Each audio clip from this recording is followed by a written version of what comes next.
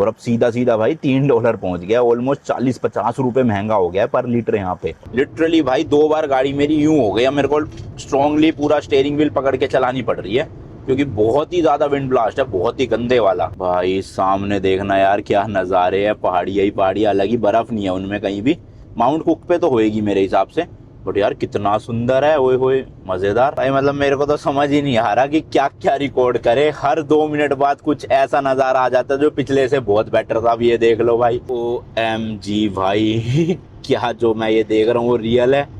देखना भाई क्या सुंदर लेक है यार सामने। भाई रिस्क पे डाल के ड्रोन उड़ा रहा हूँ लाइक कर देना, 40-50 हजार है, मजा आ जाएगा। और भाई इस लेक का पानी इतना ज्यादा साफ दिखता है ना कि लोग जो भी पहली बार देखते हैं, जैसे हम देख रहे हैं, तो ऐसा लगता है भाई कुछ नकली पेंटिंग या कुछ ऐसे मूवी का कुछ सीन देख रहे हैं। बिल्कुल अनरियल लगता है। और इसकी आप भाई शेप देखोगे ना, कई इंडियंस ऐसा मानते हैं कि जो माउंट कैलाश है ना वैसा दिखता है ये थोड़ा थोड़ा सा। बाकी आपकी क्या राय है इस बारे में नीचे कमेंट्स में बताना मुझे।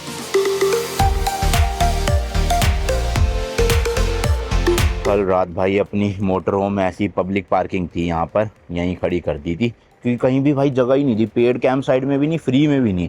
रात को 11 बज गए भटकते भटकते, लेकिन फिर यहीं आके करा।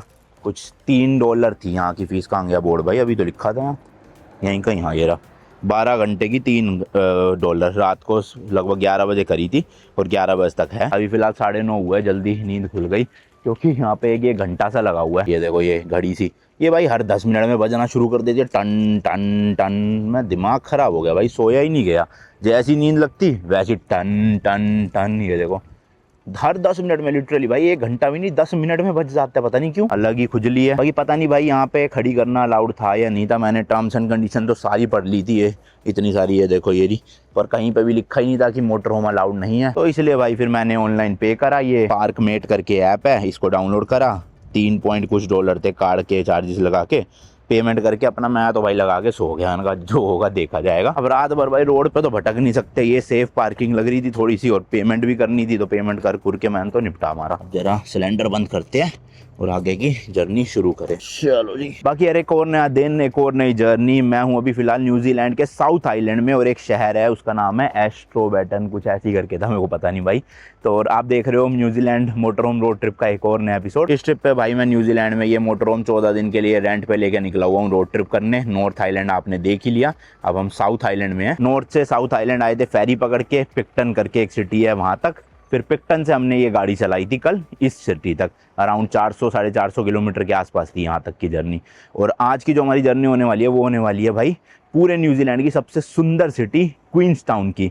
विराट कोहली ने भी अभी रिसेंटली एक इंटरव्यू में कहा था कि उनको जो सबसे सुंदर सिटी लगती है वो क्वींसटाउन ही है। तो वहाँ पे आज जाने वाले, लेकिन एक्चुअल में पहुंचना ज़रूरी नहीं है। जो रास्ते की जर्नी है ना भाई वो बहुत ज़्यादा इंपॉर्टेंट और सुंदर है। फॉर एग्जांपल रास्ते में 2 बड़ी अच्छी काफ़ी सुंदर लेक्स आएगी, जो सबसे पॉपुलर लेक है पूरे न्यूजीलैंड की। एक तो है लेक टेकापो, जो पहले पड़ेगी, यहाँ से लगभग 2 घंटे की ड्राइव पे है। उसके बाद 45-50 मिनट्स की ड्राइव पे है सेकेंड लेक, जो कि है लेक पुकाकी। काफ़ी फेमस लेक्स है और बहुत ही सुंदर लेक है, तो दोनों अच्छे से आज एक्सप्लोर करेंगे, आपको भी दिखाऊंगा। उसके बाद भाई एक यहाँ का बहुत फेमस है हाईवे 80। तो बेसिकली वहाँ पे जितनी भी नई गाड़ियाँ लॉन्च होती है ना उनकी शूटिंग होती है। बहुत ही सीनिक, मतलब हद से ज़्यादा सुंदर रोड है वो। तो उस पर थोड़ा सा अपनी मोटर होम चलाएंगे 20-25 किलोमीटर, क्योंकि उसके राइट साइड में पड़ती है लेक पुकाकी और स्ट्रेट दिखता है माउंट कुक, जो कि भाई पूरे न्यूजीलैंड का सबसे ऊंचा माउंटेन है। वहाँ पे बर्फ़ भी पड़ रखी होगी मेरे हिसाब से। फिर भाई बीच में लिंडा पास आएगा, जो शायद हम नहीं दिखा पाएंगे क्योंकि अंधेरा हो चुका होगा। बट हम जब वापस आएंगे ना क्राइस्ट चर्च, क्योंकि ये गाड़ी हमें क्राइस्ट चर्च में लौटानी है, तो क्राइस्ट चर्च के रास्ते में फिर से लिंडा पास आना ही आना है। तो उस समय मैं आपको दिखा दूंगा लिंडा पास, और देन हम पहुंच जाएंगे आज क्वींसटाउन। रात को थोड़ा लेट हो सकते हैं क्योंकि घूमना बहुत है, बीच बीच में ड्रोन वोन उड़ाने हैं। अब ये भाई एक तरह से देखा जाए तो पेड कैंप साइड नहीं थी, तो यहाँ पे हमें बिजली नहीं मिल पाई, और बिजली नहीं मिली तो हम कोई भी भाई ड्रोन लैपटॉप चार्ज ही नहीं कर पाए, क्योंकि इसमें सिर्फ USB स्लॉट्स चलते हैं बिना बिजली के। और उससे भाई मोबाइल चार्ज हो जाए रात भर में कोई गरीमत होती है, वरना वो भी नहीं होता, इतना स्लो है। तो ड्रोन तो भाई मैंने गाड़ी स्टार्ट करके अभी सुबह इसमें जो USB Type-C का स्लॉट है उस पर लगा दिया। होपफुली भाई कम से कम कुछ तो चार्ज हो कि मैं आज उड़ा पाऊँ ड्रोन को। ये देखो एक डंडी चार्जिंग है, इतने में तो नहीं उड़ा पाऊंगा वरना। बाकी देखते हैं, चलो अभी पास में मैकडोनल्ड्स है, वहाँ जाके वॉशरूम वगैरह यूज़ करते हैं और फिर अपनी जर्नी शुरू करेंगे। आज भाई मैप ना अपने फ़ोन में ही लगाना पड़ेगा, क्योंकि इससे कनेक्ट करने के लिए वो तार कनेक्ट करनी पड़ती है, और उस तार से हमारा चार्ज हो रहा है भाई ड्रोन की बैटरी। तो इसलिए आज फ़ोन में ही लगा के अपना यहाँ रख लेंगे ताकि यहाँ से अपना मैप दिखता भी रहे। तो चलो जी जर्नी शुरू करते हैं अपनी, लेट्स गो।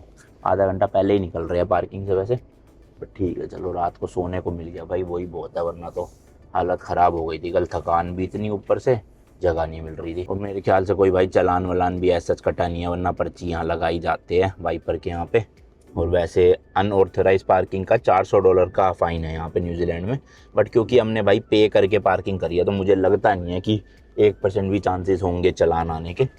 बाकी लेट्स गो, चलते हैं, पास में ही है मैकडोनल्ड्स यहाँ से 600-700 मीटर, अपना आराम से चल के वहाँ पे फ्रेश होएंगे और कुछ खाने पीने का भी देखते हैं भाई, जुगाड़ करके ही चलें क्योंकि आज कुकिंग का टाइम है नहीं, रास्ते में बहुत लंबा सफ़र भी है, ऊपर से बहुत ज़्यादा जगह। तो भाई ये यहाँ का टाउन है, ज़्यादा बड़ा टाउन नहीं है, छोटा सा ही टाउन है। ये वुल्सवर्थ है, देखो सामने, इसकी भी बड़ी सी पार्किंग है, बट वही है भाई, रात में लगाना अलाउड है नहीं, तो हमने रिस्क लिया नहीं फालतू का।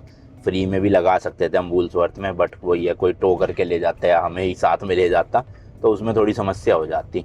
और बंद सा पड़ा है भाई टाउन, 10:15 हो रखे अभी, जबकि फिर भी खाली खाली सा लग रहा है। रात के टाइम भी खाली था 9-10 बजे। यहाँ यही है सीन भाई, लेट शुरू होता है दिन और जल्दी ख़त्म हो जाता है, 5-5:30 बजे बंद कर देते हैं सब कुछ। थोड़े बहुत घर भी है, ये मेरे ख्याल मेन यहाँ का सिटी सेंटर है, इसलिए ज़्यादा घर नहीं है इस तरफ। कल रात को हम एक कैंप साइट देखने गए थे 20 किलोमीटर दूर, तो उसके बीच में एक छोटा सा मतलब टाउन सा पड़ा था, मतलब टाउन क्या, ये इसी सिटी का पार्ट था वो, बट वहाँ पे कॉलोनी टाइप की बनी हुई थी, घर वर काफ़ी थे। अच्छा ये बंद इसलिए भाई आज संडे है, ओके, वही मैं सोचूँ यार, 10:30-10:15 बजे भी सब कुछ बंद क्यों है, संडे की वजह से बंद है भाई। मैकडोनल्ड्स तो खैर खुला ही होता है भाई 24/7, हाँ जी, रात भर खुला रहता है, कभी भी आप जा सकते हो, और संडे को भी खुलता है, तो मैकडोनल्ड्स की टेंशन नहीं है अपने को। उसके बाद फ्यूल अप भी करवाना है, क्योंकि कल जितना फ्यूल डलवाया था भाई, ऑलमोस्ट 500 किलोमीटर ड्राइव करी है, और ये 8-8.5 की एवरेज दे रही है, मैंने आपको बताया था, तो उस हिसाब से टैंक ऑलमोस्ट खाली हो गया। तो यहीं से इसी सिटी से फ्यूल भरवा के चलेंगे ताकि आगे रुकना ही ना पड़े पेट्रोल डीजल के लिए। वो रहा भाई सामने मैकडोनल्ड्स, होपफुली बस कैरावैन के लिए, मतलब इस मोटरहोम के लिए पार्किंग हो वहाँ पे, वरना तो समस्या हो जाएगी थोड़ी सी। किसी एक और सिटी में हमने मैकडोनल्ड्स में यूज़ किया था वॉशरूम, और वहाँ पे गाड़ी भी लग गई थी अपनी, कौन सी सिटी थी मतलब नहीं याद नहीं आ रहा मुझे, शायद से रोटोरुआ थी या फिर लेक ताउपो थी, शायद ऐसा कुछ था। हाँ तो चलो जो भी है, अभी फ़िलहाल के लिए तो खड़ी करते हैं और यूज़ करते हैं, मना नहीं करते। अगर मना करेंगे भी तो यही कहते हैं कि जी हमारे कस्टमर्स के लिए है, तो आप कुछ खाना ले लो, मतलब तो फ्रेंच फ्राइज़ वगैरह ले लेंगे भाई अगर मना करेंगे। वैसे मना करते नहीं, किसी का ध्यान जाता नहीं है, तो हम फटाफट से अपना ख़रीद लेंगे, मतलब वॉशरूम यूज़ कर लेंगे। भाई पार्किंग लगा दी है, चलो बढ़िया से, वो सामने मैकडोनल्ड्स है, जाके अभी कर लेते हैं यूज़। अच्छी पार्किंग मिल गई लंबी वाली ना, और मुझे नहीं लग रहा भाई ये चार्ज हो पाएगा इससे, बहुत ही स्लो चार्जिंग है शायद से इसकी, बट लेक यहाँ से मेरे ख्याल कितना 2 घंटे तो दूर होएगी, दिखाता हूँ मैं आपको कितना है। लेक टेकापो जाना है हमें पहले, हाँ 1 आवर 47 मिनट है 140 किलोमीटर के, तो मेरे ख्याल से भाई 2 घंटे में इतनी तो हो जाएगी कि लेक टेकापो के ऊपर तो आपको ड्रोन उड़ा के दिखाई दूंगा, है ना। फ्यूल भी भाई रिजर्व पे लग चुका है, ये देखो ऑलमोस्ट 0 ही है। तो पहले तो लेक टेकापो की जगह पेट्रोल पंप की लोकेशन लगाऊं भाई, क्यों फालतू में रिस्क लेना, है ना। हाँ पास ही है देखो 350 मीटर पे, बस दुकान होनी चाहिए, क्योंकि हमारा कार्ड कभी कभी चलता नहीं है, तो दुकान होएगी तो वो कैश ले लेते कम से कम, है दुकान शायद इसमें, ये नहीं देखो ऑन द स्पॉट एक्सप्रेस करके है।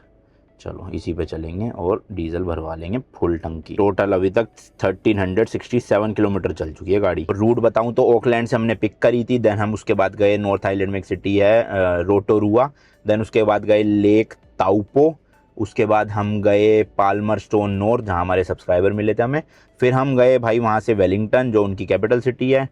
वेलिंगटन से हमने फेरी ली पिक्टन तक की साउथ आइलैंड में, पिक्टन से कल हम आ गए ये एस्टर बोटान करके कुछ तो सिटी है भाई, कहीं लिखा है कि आसपास दिखाऊँ आपको नाम, नहीं ये है देखो एशबर्टन। यहाँ से अगर हम डायरेक्ट क्वींसटाउन जाते हैं तो लगभग 395 किलोमीटर है, 5 घंटे की ड्राइव, बट थोड़ा डी टूर लेना पड़ेगा लेक पुकाकी के लिए और हाईवे 80 के लिए, तो मोटा मोटा 450 किलोमीटर लगा लो, और फुल टैंक करवाएंगे तो भाई 450 किलोमीटर चली जाएगी, क्योंकि कल भी भाई हम इतना ही डिस्टेंस कवर करके आए हैं लगभग पिक्टन से यहाँ पे, और एक फुल टैंक में अपना काम हो गया था। ये देखो भाई यहाँ खड़ी करी है, ऑर्डर दे दिया वहाँ पे एक फ्रेंच फ्राइज और मफ़िन का, और सामने वो स्टोर दिख रहा है आपको, सुपर चीप ऑटो, वहाँ से भाई एक मैं सोच रहा हूँ 12 वोट वाला ना चार्जर उठा ही लेता हूँ, क्योंकि वो बैटरी तो चार्ज होने नहीं वाली उस वाले स्लॉट से।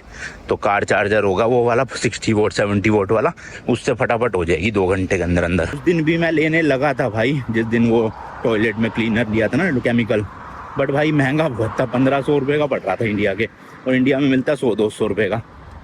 बट आज लग रहा है ले ही लेना चाहिए था उस दिन, क्योंकि जिस दिन भाई कैंप ग्राउंड नहीं मिलता पावर्ड वाला, उस दिन बहुत ज़रूरी हो जाता है, चार्जिंग के बिना ना मुश्किल रहती है। देखो भाई इलेक्ट्रिक कार्स के चार्जर्स भी लगे हुए हैं यहाँ पे, बड़ा सा लग रहा है मुझे तो, काफ़ी ज़्यादा, पता नहीं कितने किलोवाट का है। शुक्र है भाई ये तो खुला हुआ है संडे के दिन, यहाँ पे तो मिल ही जाएगा, पक्की बात है, देख लेना है तो इनके पास भाई ये। लेकिन ये है एक टाइप सी एक नॉर्मल USB, मुझे दोनों टाइप सी चाहिए। ये भी शायद से एक टाइप सी एक नॉर्मल USB है, हाँ ये है ना बड़े वाला। इसमें क्या है कि टाइप सी भी शायद से 2 हैं, या एक लाइटनिंग होगा और एक USB है, एक वो भी है। और कितने वोट का है ये? 55 वोट का है। इससे और बड़ा मिल जाए 70 वोट का ना, ये देखे तो अगर इसमें 2 टाइप सी है, 2 USB है, and this one is 70 vote. Price same है दोनों का, इसका और उसका। इसमें क्या है 2 केबलें मिल रही है साथ, बट केबल तो अपने पास बहुत है, तो मैं सोच रहा हूँ बिना केबल का ले लेता हूँ।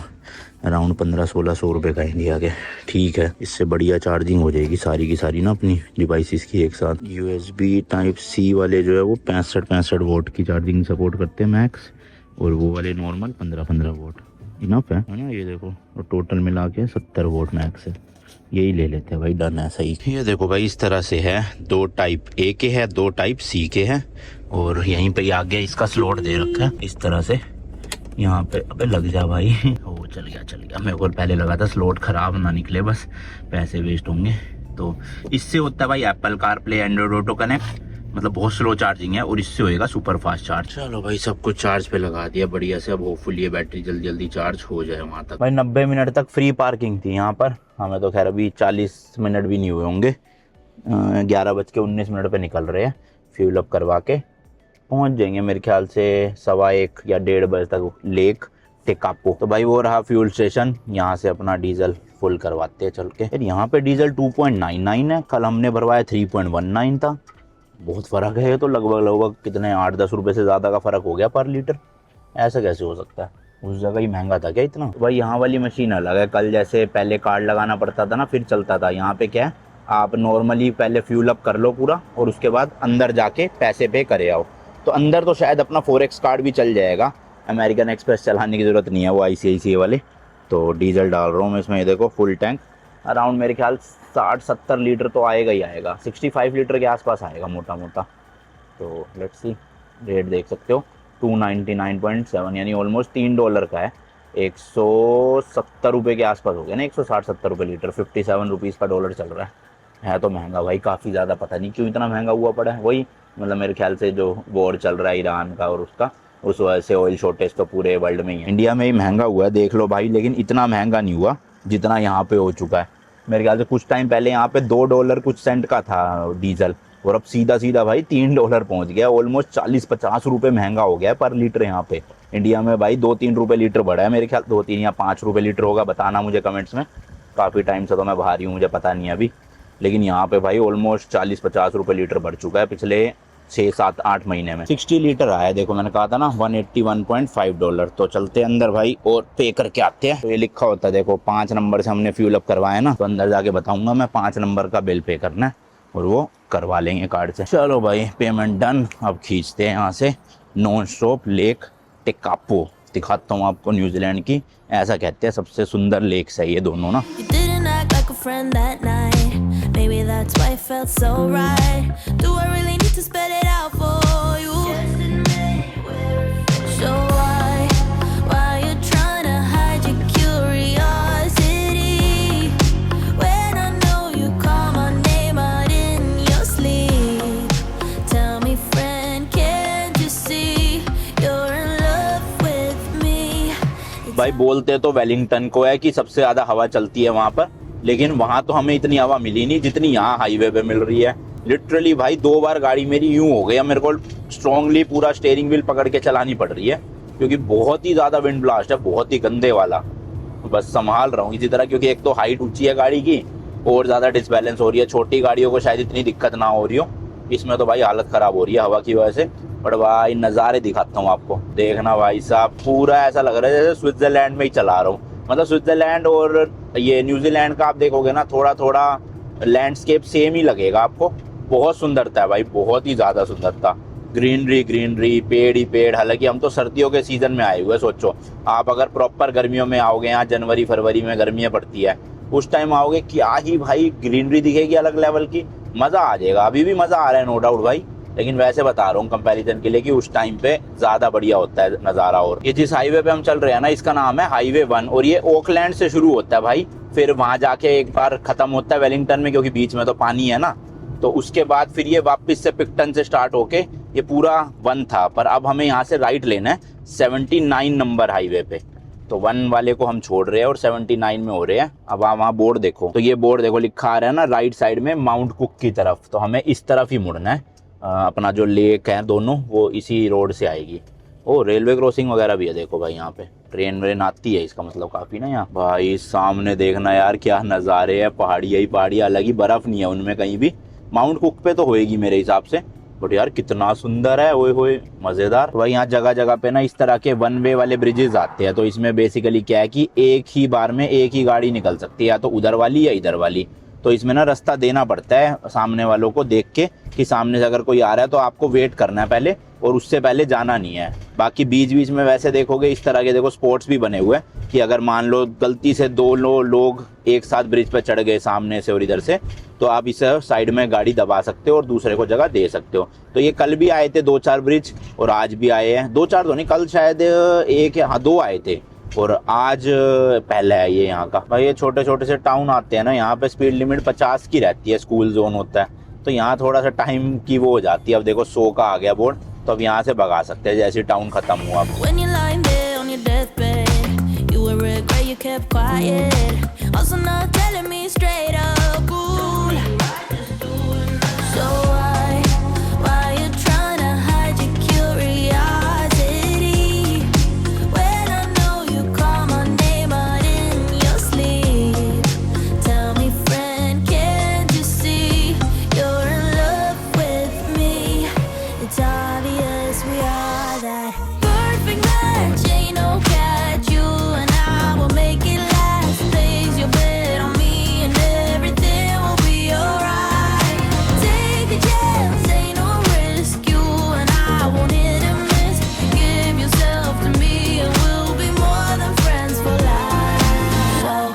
What's it gonna be? You gotta give me something. What's it gonna be? Are we gonna do this or not?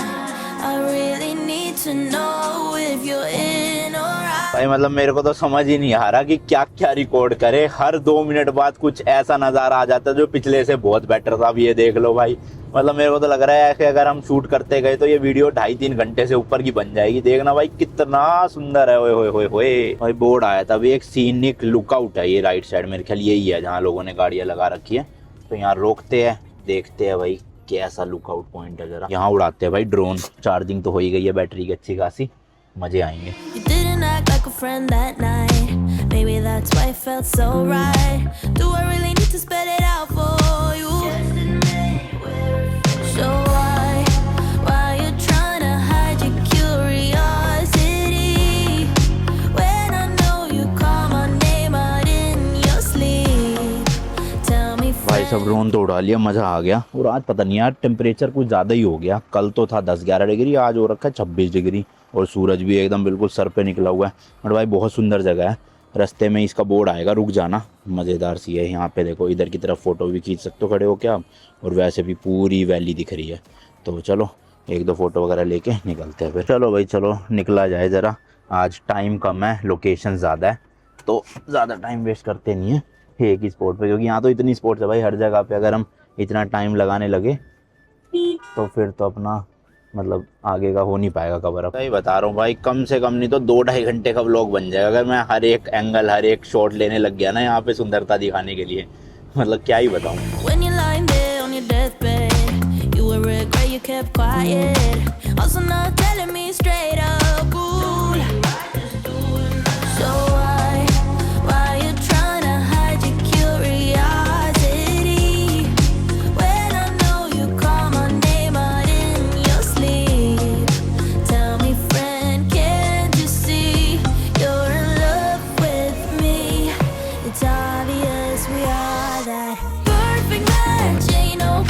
भाई देखो यहाँ का लैंडस्केप बिल्कुल ही चेंज हो गया, ऐसा लगा है जैसे रेगिस्तान में चला रहा हूँ, है ना। पर ये मिट्टी नहीं है दोनों तरफ, ये कुछ तो खेती बाड़ी हो रखी है, बट अभी फिलहाल में ये ग्रीन नहीं है।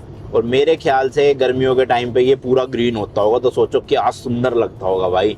अभी मतलब इसी कलर में इतना तगड़ा लग रहा है, तो जब पूरा ग्रीन होगा, ओ हो जन्नत भाई, जन्नत एकदम।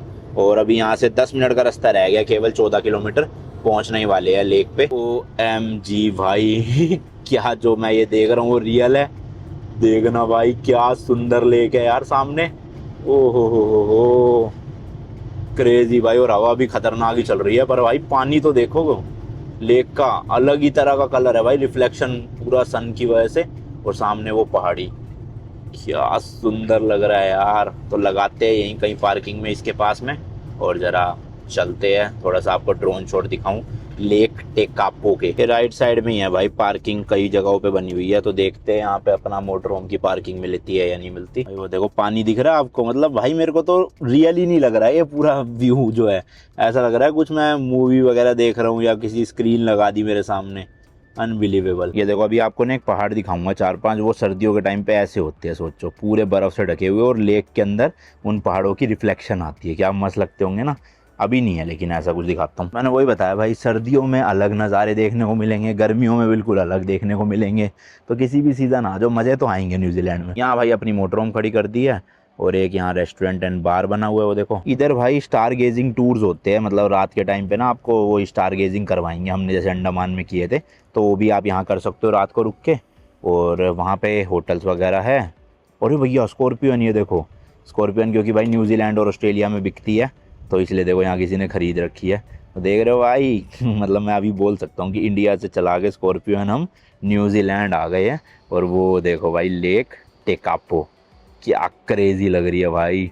इसका कलर है टोरक्वाइज या टर्क्वाइज जो भी बोलते हैं भाई, पर बड़ा यूनिक सा है। चार्जर भी लगा रखा है, देखो टेस्ला चार्ज हो रही है, और यहाँ पे फ्री वॉशरूम भी है साफ सुथरे से। चलो ये वाले वो पहाड़ है जो मैं आपको वहाँ फोटो में दिखा रहा था, ये पूरे बर्फ से ढके होते हैं, और लिटरली भाई पानी इतना साफ है कि इस पर रिफ्लेक्शन दिखती है इन पहाड़ों की।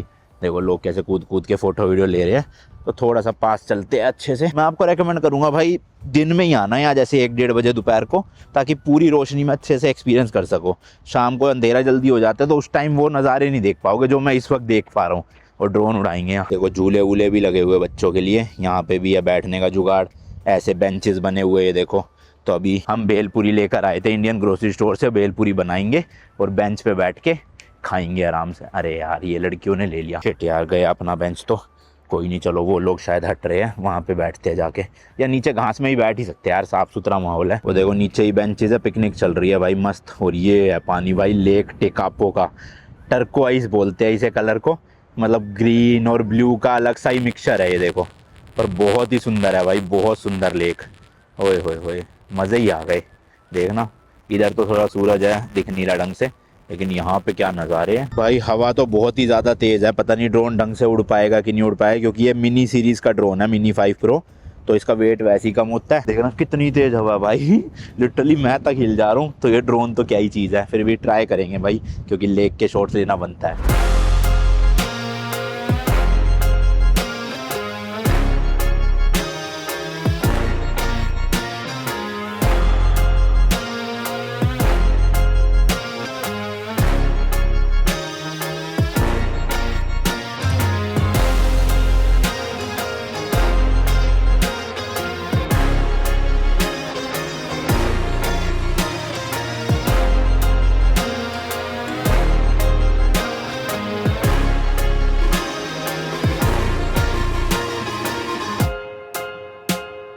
भाई रिस्क पे डाल के ड्रोन उड़ा रहा हूँ लाइक कर देना, 40-50 हज़ार हैं, मज़ा आ जाएगा। हो गया भाई हो गया, successfully land footage is be done. भाई ठंड बहुत ज़्यादा लग रही है, बहुत ज़्यादा, मतलब हवा चलने की वजह से ना पूरे हाथ वाथ जम चुके हैं।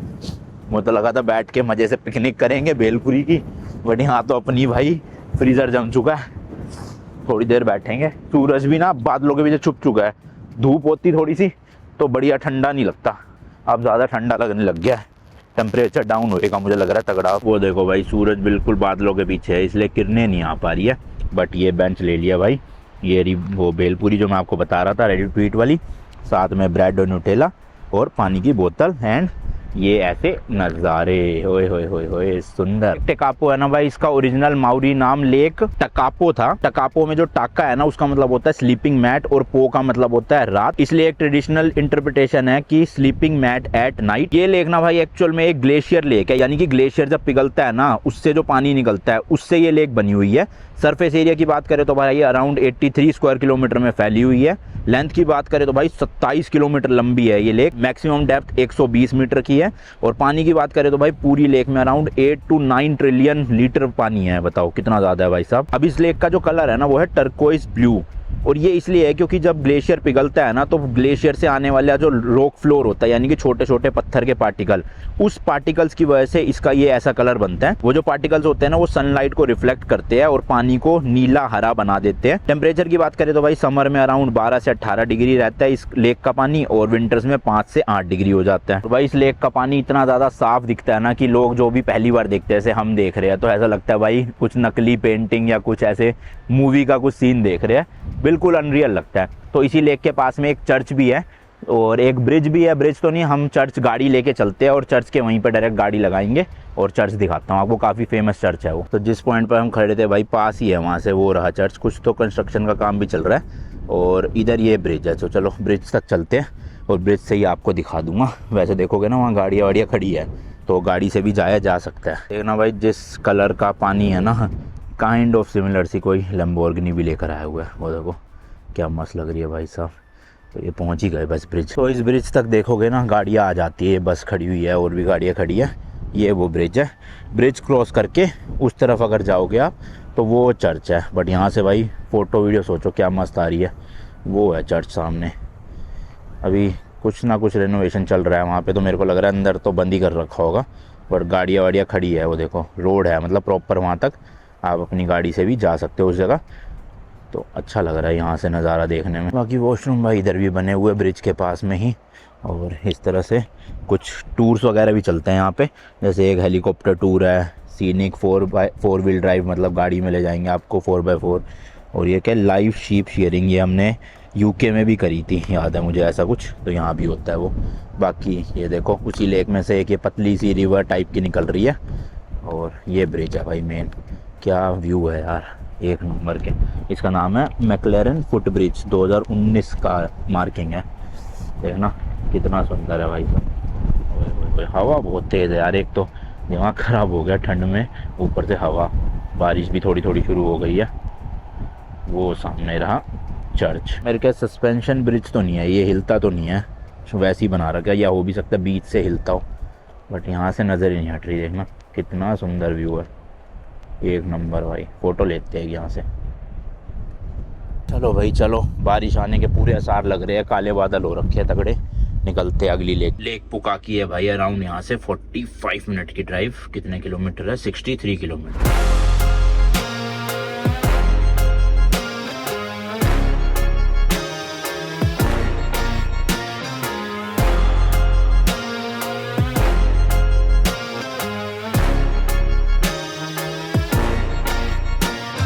भाई बारिश शुरू हो गई है थोड़ी थोड़ी, और ये वाला एरिया देख के वो नहीं लग रहा है, एक कार्टून आता था पिंक कलर का, डॉग सा होता था, करेज द काउडी डॉग करके कुछ ऐसा ही था। उसमें भी भाई वो घर जहाँ पे वो रहता था बड़ा ही भूतिया सा एरिया था, और दूर दूर तक ऐसे ही थे सारे, है ना उसमें। शायद से वैसे ही लग रहा है भाई, बिल्कुल डिट्टो।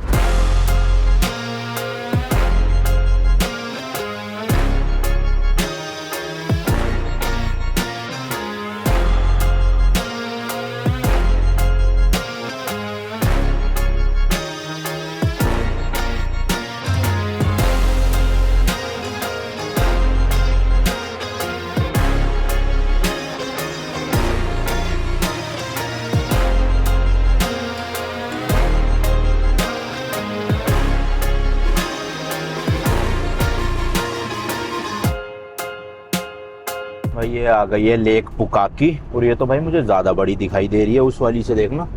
हालांकि बारिश की वजह से थोड़ा सा मौसम वो हो गया है, आगे धुंध धुंध सी है, और भाई काफ़ी बड़ी लेक है ये भी। अभी फ़िलहाल एक लुकआउट पॉइंट है 15 मिनट की ड्राइव पे यहीं से, तो वहाँ जाके रोकूंगा, वहाँ दिखाऊंगा आपको अच्छे से। बट यार माउंट कुक तो दिख ही नहीं पाएगा अगर ऐसे ही धुंध चढ़ी रही। धुंध हटने का वेट करना पड़ेगा। आ ही गया भाई बस लुकआउट पॉइंट, लेकिन बारिश नहीं रुक रही यार, ना बादल हट रहे, कैसे दिखेगा क्या यार।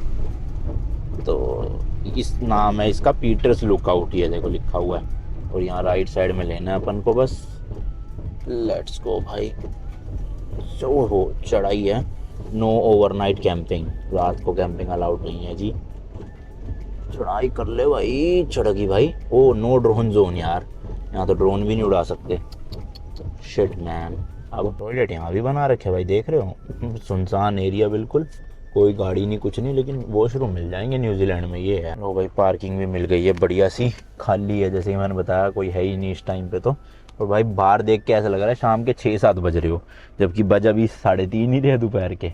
तो ये काले बादल जो है अगर हटे तो ढंग से हम भी लेक देख पाए। ये देखो सामने। खैर ड्रोन तो वैसे भी नहीं उड़ा सकते, लिखा हुआ है नो फ्लाई जोन। थोड़ा बारिश रुकने का 5-10 मिनट वेट करते हैं फिर बाहर निकलते हैं। तो भाई चलो लेक पुकाकी के बारे में बात कर लेते हैं। और ये वाली लेक भी ना सेम ग्लेशियर पिघलने से ही बनी हुई है, लेकिन इसके एरिया की बात करें तो भाई लगभग 178 स्क्वायर किलोमीटर में फैली हुई है, पिछली वाली से ऑलमोस्ट डबल है भाई ये, तो इसलिए मैं कह रहा था काफी बड़ी लग रही है।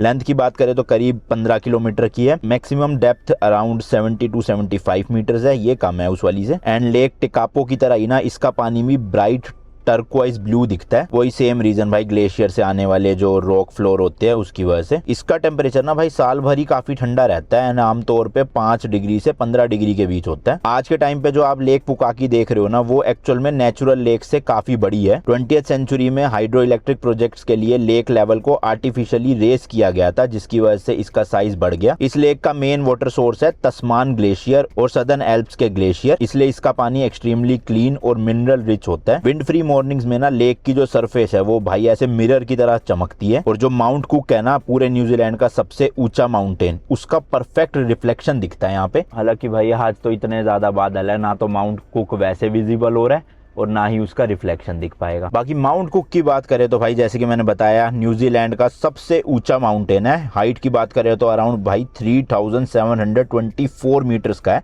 या 12218 फीट। माउंट कुक ना सदर्न एल्प्स माउंटेन रेंज का एक हिस्सा है। माउरी लैंग्वेज में ना इसका नाम आवराकी है, जिसका मतलब रफली क्लाउड पियर्सर होता है, यानी कि बादलों को चीर देने वाला। इन माउंटेन्स के आसपास ना न्यूजीलैंड का सबसे बड़ा ग्लेशियर भी है, जो तस्मान ग्लेशियर है, जहां से ये पानी आ रहा है इस वाली लेक में। इस माउंटेन के समिट पे यानी टॉप पे पूरे साल भर स्नो रहती है, इवन भाई गर्मियों में भी। 1991 में ना एक बड़ा रॉक स्लाइड हुआ था और आइस कोलैप्स हो गई थी, जिसकी वजह से इस माउंटेन की हाइट ना भाई लगभग 10 मीटर से कम हो गई। और माउरी लेजेंड के मुताबिक ना ये माउंटेन ना एक एंसेस्ट्रल फिगर था जो पत्थर बन गया और माउंटेन में ट्रांसफॉर्म हो गया। समिट पे टेम्परेचर भाई विंटर्स में -20 डिग्री से भी नीचे गिर जाता है, और ये माउंटेन भाई इतना ज्यादा आइसोलेटेड लगता है कि क्लियर वेदर में कई जगह तो 100 किलोमीटर से ज्यादा दूर से भी देखा जा सकता है। और इसकी आप भाई शेप देखोगे ना, कई इंडियंस ऐसा मानते हैं कि जो माउंट कैलाश है ना वैसा दिखता है ये थोड़ा थोड़ा सा। बाकी आपकी क्या राय है इस बारे में नीचे कमेंट्स में बताना मुझे। और इंटरेस्टिंग फैक्ट भाई, जो माउंट एवरेस्ट पे सबसे पहले चढ़ने वाले शख्स थे सर एडमंड हिलरी, वो माउंट एवरेस्ट की चढ़ाई करने से पहले ना इसी माउंटेन पे आके जो है वो ट्रेनिंग करके गए थे अपनी। भाई बारिश रुकने का नाम नहीं ले रही, और मुझे नहीं लगता कि ये बादल हटेंगे जल्दी से, तो निकलते हैं यहाँ से। मैंने वैसे ऑनलाइन ड्रोन शॉट्स वगैरह निकाल लिए होंगे इस लेक के और माउंटेन के, और आपको बी रोल्स में दिखा दिया होगा। सिमिलर सी लेक है, बस उस वाली से थोड़ी सी बड़ी है,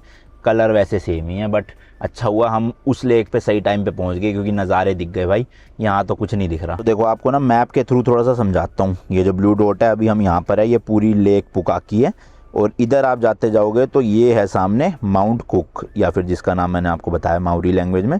तो बेसिकली ये जो रोड जा रही है ना, पूरी जूम करके देख लो, ये ऐसे रोड माउंट कुक की तरफ, तो एक साइड इसके लेक पुकाकी पड़ती है और दूसरी तरफ माउंट कुक। इसे बोलते हैं भाई हाईवे 80। ये बहुत ही सीनिक हाईवे है, बहुत ही खतरनाक लेवल का। जब भी नई गाड़ियों का लॉन्च होता है ना, तो उनके जो प्रमोशन शूट होते हैं या एडवर्टीजमेंट शूट होती है, वो इसी रोड पे की जाती है। इतना सीनिक व्यू है। बट भाई आज बादलों की वजह से मुझे लग रहा है हमें मिल नहीं पाएगा देखने को। बट कोई नहीं, माउंट कुक की तरफ चलते हैं। 10-15 किलोमीटर 20 किलोमीटर की ड्राइव करके आते हैं। आना वापस यहीं पे है, क्योंकि यहाँ से क्वींस टाउन जो है वो मतलब इधर निकलेगा, यहाँ से लिंडिस पास करके है एक जगह, उसको क्रॉस करके। और जो वो हाईवे 80 है वो इस तरफ है, तो थोड़ा अपोजिट जाना पड़ेगा 10-15 किलोमीटर। बट कोई नहीं भाई, देख के आते हैं। अगर लगेगा कि नहीं है अच्छा, मतलब दिख रहा साफ साफ, तो घुमा के वापस आ जाएंगे। ठीक है जी, चलो। तो आज भाई ये कैंपिंग एरिया होता, मतलब कोई कैंप साइट बनी होती पावर्ड वाली, और वॉशरूम वगैरह अच्छे से साफ, तो मज़े आ जाते हैं यहाँ पे। मतलब वो सुबह का सनसेट देखते टाइम क्या नज़ारे मिलते हैं लेक पुकाकी के। कई लोग रुकते हैं आसपास कैंप साइट, लेकिन यहाँ के नहीं है। सॉरी, सुबह का सनराइज, सनसेट नहीं, सनसेट तो शाम को होता है। देखो ये है भाई यहाँ का फेमस हाईवे 80, सामने माउंट कुक के नज़ारे और राइट साइड में पुकाकी लेक पूरी की पूरी ये रही भाई। तो रोड तो अच्छा बना हुआ है, बट वही एज यूजुअल न्यूजीलैंड के सारी सड़कों की तरह सिंगल ही है भाई, सिंगल रोड इधर से, सिंगल रोड उधर से। और लोग नहीं दिख रहे इस टाइम पे यहाँ पे, मेरे ख्याल से सब लोग जाके मतलब निकल चुके हैं। तो हम भी बस 8-10 किलोमीटर और आगे चलते फिर यू टर्न मार के वापसी हो लेंगे। यार फिर तेज़ हो गई बारिश, धुंध। मैं तो सोच रहा था हटेगी तो नज़ारे दिखेंगे, ये तो बारिश ही तेज़ हो गई। तो अब ये जो लेफ्ट टर्न आ रहा है ना भाई, ये टर्न मुड़ते ही स्ट्रेट दिखता है पूरा माउंट कुक का नज़ारा, और राइट साइड में तो चल ही रही है लेक पूरी। बट अभी देखो सारा धुंध ने हमारा पूरा नज़ारा ख़राब कर दिया। देखूंगा अगर ऑनलाइन कहीं से कोई क्लिप मिल गई ना तो आपको लगा के दिखाऊंगा। कहते हैं बहुत ही ज़्यादा सुंदर है भाई, बहुत ही ज़्यादा। मतलब यहाँ से सामने वो बर्फ़ से ढका हुआ माउंट कुक और लेक, और बीच में आप रोड पे चल रहे हो। बट आज हमारी किस्मत में था नहीं शायद। देखो लेक के कितनी नज़दीक तक आ चुके हैं भाई, नीचे बिल्कुल। और गाड़ी तो भाई कोई आ जा ही नहीं रही, तो आगे से जहाँ से भी कट मिलेगा मोड़ लूँगा, बस बहुत है भाई। मैप के अकॉर्डिंग तो आगे 12 किलोमीटर बाद है यू टर्न, बट मेरे को जगह मिल गई है, यहीं से घुमा लेते हैं। कच्चा रास्ता है थोड़ा सा, पर हो जाएगी बात। चलो जी, यहाँ से क्वींस टाउन की लोकेशन लगा लिया। 229 किलोमीटर है, 2 घंटे 47 मिनट। तो अब भाई कोशिश करूंगा कि वन गो में यहाँ से खींच दूँ, ज़्यादा देर रुके ना। वैसे हमने कैंप ग्राउंड बुक करवा लिया और उनसे फ़ोन पे बात भी हो गई है। वो कह रहे कोई नहीं, आप 9, 9:30, 10 जितने मर्जी बजे आओ। उन्होंने हमें सारी इंस्ट्रक्शन ईमेल कर दी है, तो हम ईमेल में पढ़ के अपने आप चेक इन कर लेंगे। हालांकि इसमें 7 बजे दिखा रहा है, तो थोड़ा सा अगर एक बार ब्रेक लिया भी मैंने, 7:30, 8 बजे तक पहुंच जाएंगे। इस तरफ से नज़ारे देखो भाई, ये देखो क्या मस्त लग रहा है ना ये वाले पहाड़।